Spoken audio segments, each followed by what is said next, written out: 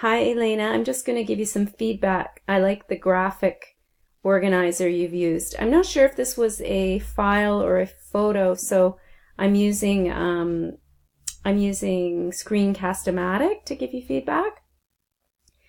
All right. In 1988, which was 1 year before I was born, so you don't need when, the 1988 Summer Olympics were, because it's plural here, so we need to have subject-verb agreement in Seoul.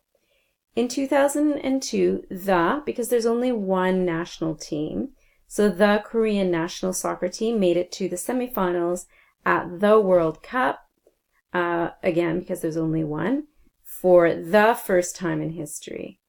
At that time, I was just about to enter NOED, a secondary school. When I was in high school, I was one of the top students, again, who applied to a well-known school in Korea, and I started to study physical education. When I was in my last year in no article here, in university, if you said it would mean that the listener would know which university you were referring to, and you're just talking in general, so we don't need a definite article there. When I was in my last year in university, I decided to change my major to architecture. That's interesting.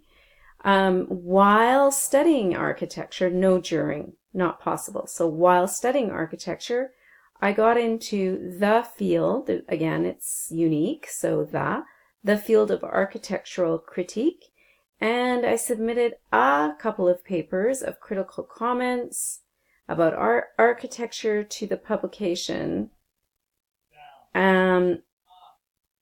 for publication, and I would just take out this, and my papers, again, subject-verb agreement. So that's something you can work on, is subject-verb agreement. My papers were selected. Congratulations. In 2014, I met my wonderful husband, which was like fate in Korea, so you need to have a clause there. We got married in 2015 and decided to start our new life in Canada. Okay, so here we're going to use the ing form, or just actually take out that altogether, and we'll say from 2017, I've been finding value in my life, not of my life, in my life. And my goal is to be nearly at native fluency in 3 years. So that part is good. So yeah, it looks like you have a lot of, you need a lot of practice with articles.